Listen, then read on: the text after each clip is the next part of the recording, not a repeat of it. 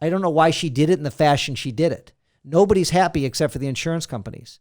Defense lawyers aren't happy. Plaintiffs' lawyers aren't happy. Hospitals aren't happy. Doctors aren't happy. The insurance companies are going to make millions, if not billions of dollars on these changes. And the people that are going to suffer are the Michiganders who are injured in accidents. Joining us this morning is Mike Morse, Detroit's top attorney. Mike Morse is in here to tell us about the backpack giveaway. Adapt and change things up a little bit every year. All right. Let's talk about, I mentioned Mitch Albom. Let's talk about his great article that he wrote recently in the Free Press about Michigan's no-fault changes. And obviously, it's a big topic for me. I've been practicing no-fault law since '92. No-fault's been around since the early '70s. We're the largest law firm in the state handling no-fault cases. So, Mom, let me just throw this open to you. Can you explain to the viewer what no fault is? Well, no fault is if you're in an accident and you are the victim, or, the patient, whatever, that you will get care that you can, I get with the help of a wonderful personal injury attorney, you can get care for the rest of your life. And when I read Mitch Albom's column, it was very moving from the very beginning. And I remember I came over to your house early in the morning and I said, have you read Mitch Albom's column? It was the first thing because he talked about somebody who had been in this horrific accident and they were going to lose all of their care. And the mother had to, as I recall, it's been a while, but the mother had to quit her job so she could be the caretaker. And all of a sudden, this family is thrust into poverty. And when you think about it, and I didn't think about it, but I'm thinking about it now, you're thrust into poverty, and all of a sudden, you need the government's help. You may need food stamps, you may need whatever before you are an independent, living a really good life. And because of this accident and not having no fault, your life and probably your whole family's life is upside down. So, good try. The ideas behind it are right, but let me explain a little bit about no fault. So you're right on about what could happen with this new law. I'm very upset with Governor Whitmer and how she handled this system, this new law, I should say. She, in my opinion, sold us all down the river. We had the best insurance, car accident insurance in the country, bar none. Talk to anybody you want. It was the best. If you had to get in an accident, you want it to happen in Michigan. Obviously, it's tongue-in-cheek because nobody wants to be in an accident, but we had the best. If you were catastrophically injured in Michigan, in a car, as a pedestrian, truck, whatever it is, you were going to be taken care of for the rest of your life with some of the best doctors, the best rehab facilities, the best brain injury facilities in the country, and you would never have to go onto Medicaid where unfortunately, the services and the medical treatment isn't as good. Overnight, without public hearings, without debate, she signed a bill, got a few Democrats to sign, but all the Republicans signed, which was a golden goose egg for the Republicans and the insurance companies. The insurance companies are going to make millions, if not billions of dollars on these changes, and the people that are going to suffer are the Michiganders who are injured in accidents. They are promising rate reduction. I'm here to tell you, in late 2019, that will never happen. If I'm wrong, I'm wrong, but I don't think I'm going to be wrong, and we will track that because I am going to be on this. I don't think you're going to see a 10% reduction. I don't think you're going to see a 20% reduction. I'm already seeing things that's not going to happen. They put fee schedules into effect, which are going to come into effect in 2020. People are going to have a choice as to what kind of insurance they're going to buy. So right now, if you're in a car accident, the no-fault system, the word no fault means it doesn't matter whose fault it is. Your own insurance company steps in and pays the lifetime care,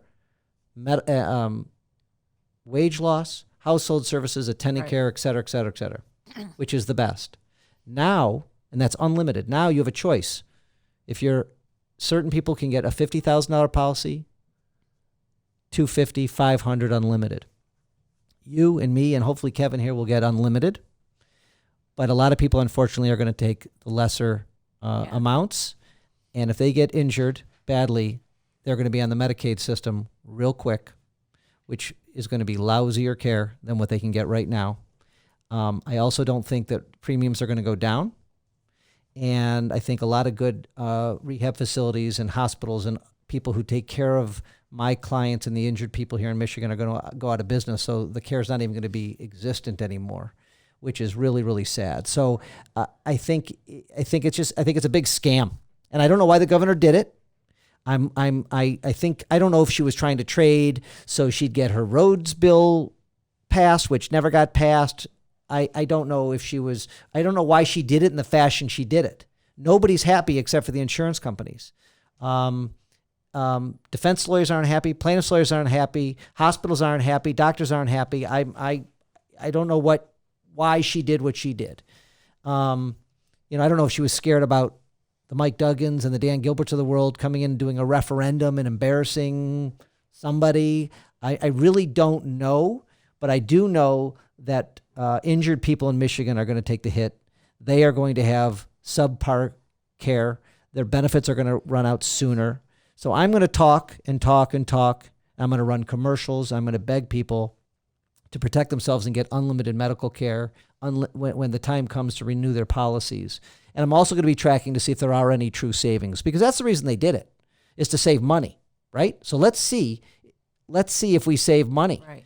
Because if Detroiters are paying the highest in the nation, as people love to say, and the governor saved them 10%, 10% of the highest rates is still not going to be affordable, and there's still going to be people driving around without insurance, right? Right. 10% off a lot is not a big savings. Talking 50% maybe, but I will bet a lot of money that it's never going to get anywhere near that. And we'll talk about this often on this show. As things come up. For the everyday driver, they have their car and they have to get insurance. So when they go to get their insurance, their agent's going to say, well, you can pay, $100 a month or $200 or $300, depending on how much you keep for in case of a catastrophic injury. Is that what you're saying? That it'll be up to me to choose how much coverage I want? So coming up soon, I assume when you renew your policies of insurance, and hopefully you're with a credible, good insurance company, not the State Farms and the Allstates of the world, somebody companies much better than those. They're going to have to present you with options. And they're going to present you with limited options like 50, 250, 500, which means if you are in an accident and you are in the hospital for a month, those numbers are going to be gone real quick, right? Yeah, so people will roll the dice basically because they go, I can't really afford all We're going to this. save you 20% off your premiums if you pick 250. Right. Okay? And they're going to hope they don't get into trouble. And then if they have health insurance, certain health insurance policies will cover auto, most won't. And then if they exhaust that, where do they go? Medicaid. And I'm not here to debate Medicaid and whether or not there's good doctors providing services, but I know that my clients can't get good catastrophically injured treatment from Medicaid, from the Medicaid system. It's just, I think we all know that. It's just, right, Mom? You know that? Medicaid. Yes, I Medicaid. have heard It's that. limited. I have heard that. Right now, No Fault is unlimited with the best doctors and facilities in the country, and Medicaid is limited. So I have a question for you. Yeah. So when you talked about no fault and you said it didn't matter whose fault it was, your insurance company paid for it, right? So now without no fault, let's say I pick the best insurance, okay, and I have unlimited, but I'm in a car accident and I hit somebody and they only have the cheaper insurance. They've taken the. Does it affect it? Does it make a difference if it's mine? So the word or no theirs? fault is still in play. So we didn't get rid of no fault. We changed the no fault law. Let me just say that. So you're talking about uninsured drivers and uninsured motorists. Or somebody who just took the $100 a month and right. Okay. So the good thing is in Michigan, you get to protect yourself. Okay? So be selfish. Take the best insurance you can get. Right. Pick the unlimited with a great company like Chubb or Pure or a company that's very reputable. Okay. And if you get in an accident, Mom, if you hit somebody or they hit you and they don't have insurance, your no-fault benefits, it doesn't matter. Okay. It's all about what you chose. But let me go into a topic that we get asked, I think, every day in my firm.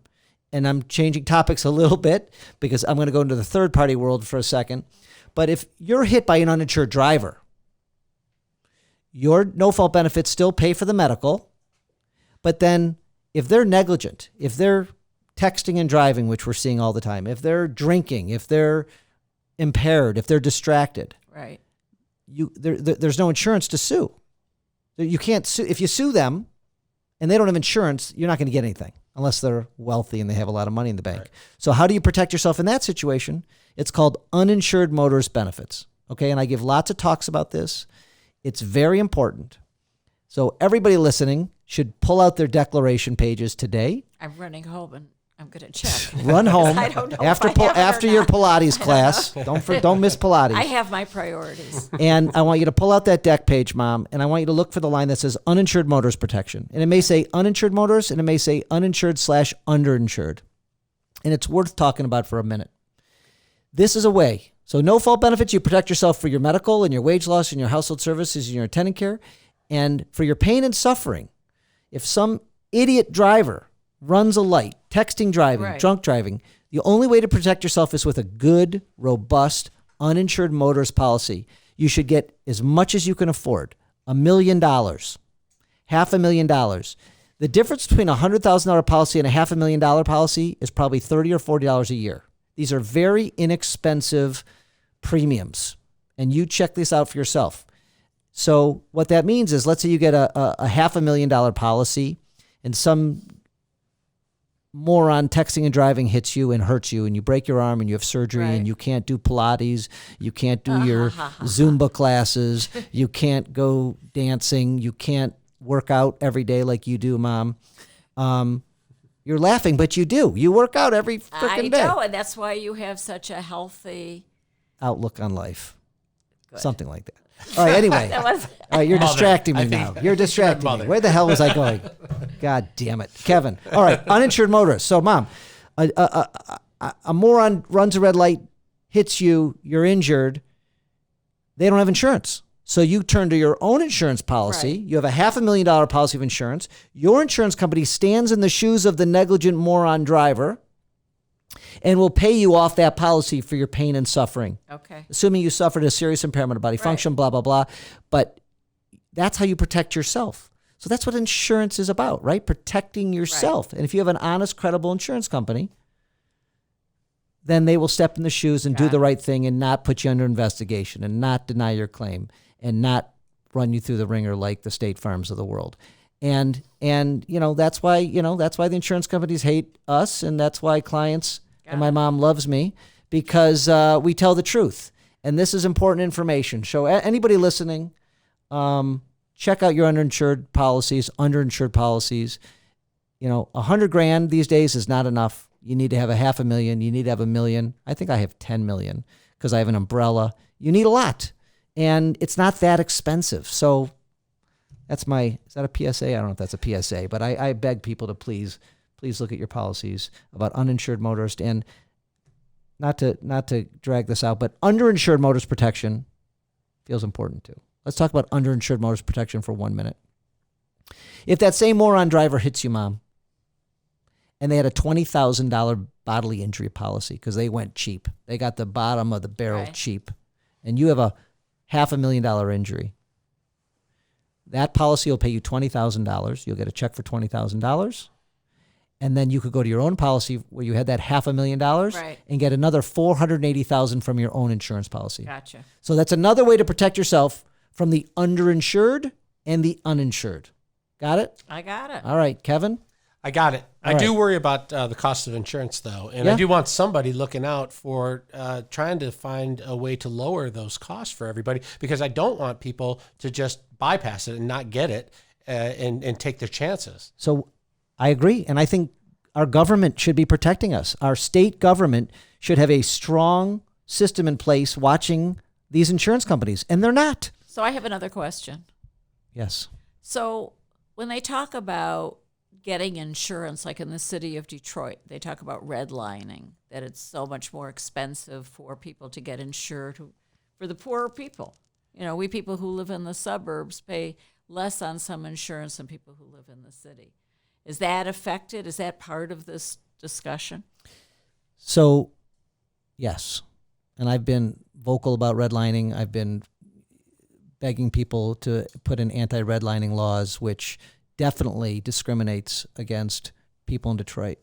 And they're using tactics. The insurance companies, the dirty insurance companies, are using tactics like checking out people's credit scores before they can buy insurance. What the hell does your credit score have to do with how much you should pay on insurance?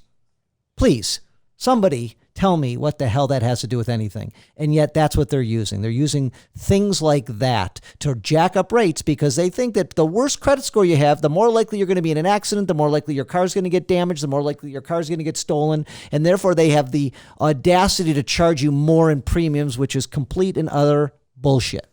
Okay? Yep. And yet nobody in Congress can stick up to these insurance companies because the insurance companies have massive lobbyists, are paying Congress people tens of thousands, if not more dollars to get them elected. And our Congress is not going to hold them accountable and is not going to outlaw redlining and tactics like that. Why? Why can't they get these rates lower? I mean, the insurance companies certainly aren't going to do it. So Congress has to do it, and they're not doing it. Who else is going to do it? And do I think Detroiters should pay more than me? Absolutely not. I would be happy to absorb the cost. I'd be happy to have it passed around the state so people pay fair amounts for insurance, good insurance. And I don't know why they can't figure it out. I'm not smart enough to figure it out because I'm not there. I'm not looking at those numbers. But somebody should figure this out. And you were worried we wouldn't be doing commercials.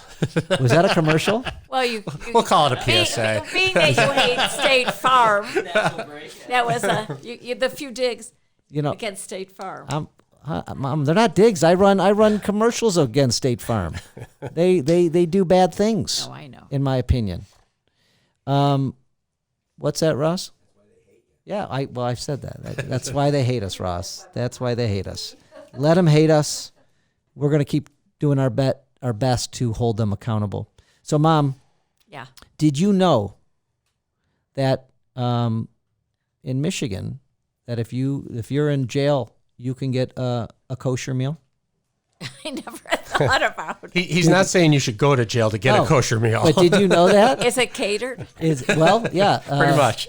Steve's Deli brings it in every day for them. That'll raise the cost of kosher meals by about $1,000 a person. So interesting. I mean, there was a lawsuit recently, and the Michigan ACLU backed it, arguing with the prison system that Jewish prisoners should get kosher meals, and this is across the country, not just Michigan. Well, what's interesting is that, as an aside, on Orange is the New Black, they had a whole episode on that. Oh, did they? Okay. And a couple of the African American prisoners said they were Jewish, so they would get kosher meals. That's funny. So that is funny, and that's basically what's happening. Because the Michigan Department of Corrections in 2013 introduced a vegan meal plan, and that was supposed to be the catch-all for all the prisoners who had religious beliefs, the Muslims, the Jews, and whatever. And they didn't. Some of the prisoners didn't like that. They didn't want to be vegan, so they said, "Well, we want a kosher meal because kosher." Mom, explain to our non-Jewish followers here what kosher is. Well, kosher is like if you're talking about meat, poultry, that kind of thing. It has to be taken care of in a where there's a rabbi that blessed where they were producing the poultry and the meat. Something like that. It has to be killed a certain way. We've never kept kosher in our family, have we? We have not. Okay. So But I do know, it has to have it's got dietary laws. Right. You know, The rabbis definitely have to bless something and make sure that the absolutely. food is good. The Right. processing, Right, wherever right. it comes from. So the prisoners thought that this would be like cleaner food and better meats and better Right. things. So as I was digging in to this story, which I found fascinating, a guy in Michigan who helped bring this lawsuit his name is Gerald Ackerman. So I'm thinking, there's 200 Jews suing for this, and I'm trying to figure out who they are, right? So Gerald Ackerman, I Google him. It's Gerald Ajax Ackerman. Does that name sound familiar to either one of you? No. A little bit. So it didn't sound familiar to me. It sounded like a lawyer that I knew once upon a time. But this guy was the mayor of Port Huron, and he goes by Ajax, and he was convicted from 10 counts of child molestation when he was supervising part of a youth program in Port Huron. So this guy is an absolute and utter scumbag who's now suing that he wants, that he's this, Religious guy. religious who needs guy. Kosher meals. Right. I'm trying to figure out if he's a rabbi or if he's a moil or what the hell's going on here. And he's just this scumbag child molester who wants better food. And it turns out they won the case. They are going to provide kosher meals. The lawyer got $100,000. I couldn't figure out who the lawyer was. The lawyer got $100,000 for bringing this case. And I'm wondering what would be like the scrutiny of the prisoners to determine if they're so Jewish. let's think about this, Mom. Yeah. How could somebody prove that they're Jewish? Well, I guess they could have the guys drop their pants. I was thinking the same thing. Right. Are they circumcised or are they not circumcised? Aren't they doing strip searches? That's not a good idea. Aren't they doing strip searches and seeing people naked? All right. So They have to check to see if the mother was Jewish. They have to go on Ancestry.com. right. Well, that's one thing. All they have to do is say that they have a sincere belief in Judaism to get this meal. That's Right. the quote. Sincere belief in Judaism. And I was thinking, if they were serving no disrespect, Mom, but your gefilte fish, they would It was know. never my gefilte fish. Whose gefilte fish was it? I never served gefilte fish. Yes, you did. We grew up on gefilte fish. I think it was out of the jar. It was out of the jar. The Manischewitz jar. It was but I don't think it they was want a symbol. that. It was right. I don't think they want the gefilte fish. No. But you could ask them. Can they identify gefilte fish? Could they identify 7-layer cake? Could they identify the kichel and things like that? And if they couldn't, then maybe they shouldn't get the meals. Have you seen the stories on the meals that are in prisons? They have maggots in Yes, them. yes, How are they going to get Right. kosher meals Right. in the prisons? They can't even get regular meals in the prison. Yeah, you can't figure it out. It's no different than on an airplane. Now, on an airplane, you could order a kosher meal, but And people do that all the time. But one thing is that the kosher meals are 4 times more expensive than the regular crappy meals that the people are getting. So listen. We'll see. But I didn't even know there were lawsuits like this kind of thing. I'm not going into that business. So Then please don't it call says me. here, though, that not covered in this is a demand that prisoners receive kosher meat and dairy products on the Sabbath and certain Jewish holidays. And that ruling is still pending. So they're going to provide it on other days, but on the holidays, they're not going to be able to guarantee it. It doesn't make much sense. no tuna fish on Yom Kippur. It's because they're fasting. Should they make? Wait. Should the Jews have to fast on Yom Kippur? In prison? Yeah. Ay. Well, Facebook. So I love Facebook. I'm a Facebook member. Are you, Kevin? I am. I use it all the time. Are you on Facebook? Yes, I am. I've never posted anything, but I do a lot of likes and shares. Isn't it great, though, to be able to watch what everyone else is doing, I love see what that. their kids are doing? It appeals to the voyeur in me. Why aren't you posting? Because you know what? Because I never wanted to do that working. I didn't want to draw attention to myself. Well, now that you're retired, I'm not retired yet. well, you're I have soon another retired. year. Then you could I'm post in about the process. podcast and fun things like that. Yeah, well, we'll see. My own mother Won't may post a not link to your podcast. Post a link to the podcast that I she's do on. enough. Ay. So, Mom, I was reading about this guy. Horrible. It's actually a really messed up story. This Macomb County resident, Jonathan Vanderhagen, lost a 2-year-old son while his son was in the care of the estranged mother. And the father had been going through the court system trying to get the kid back and following all the right legal channels. and he was alleging that the mother was using drugs and wasn't properly caring for his child. And a judge in Macomb County, handled the case and was going through the case and didn't give him back his son when he asked, and then the son died. So he took to Facebook to rail against the judge, rail against the system, made some, comments like he was going to, dig up the dirt on the judge and the court system and expose it. And the judge ultimately warned him, and then he did it again, and then put him in jail and charged him with misdemeanor.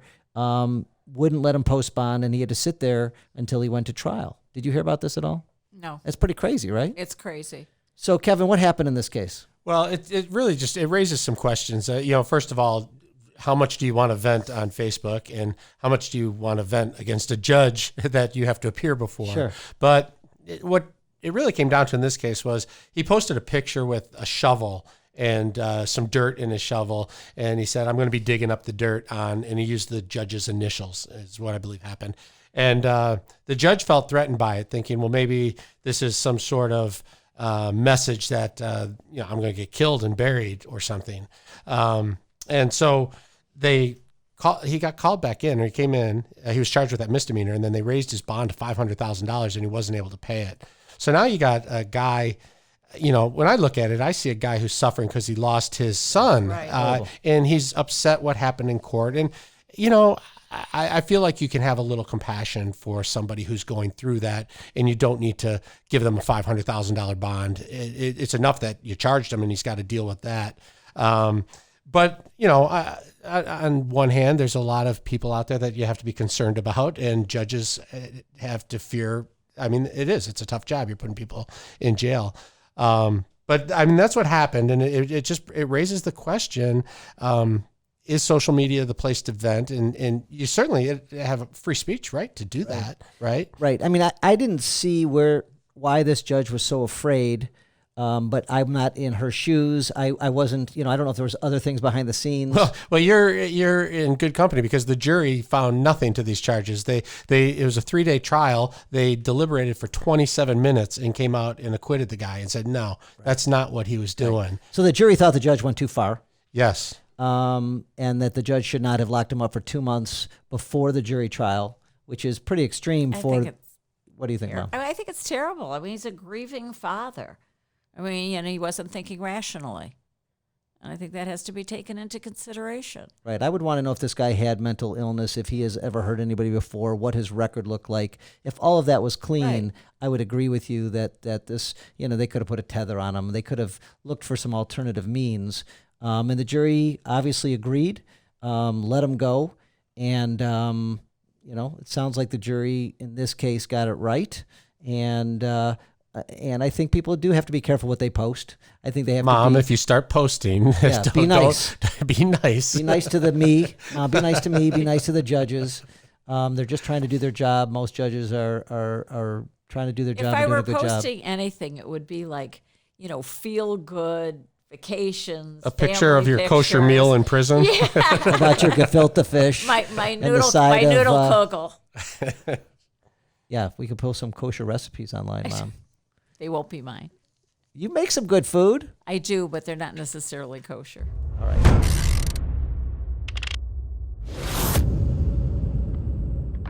Thanks for watching OpenMike. Subscribe over here, watch all the videos, like them, share them, tell your friends, and please, please subscribe to our show and share it all. See you soon.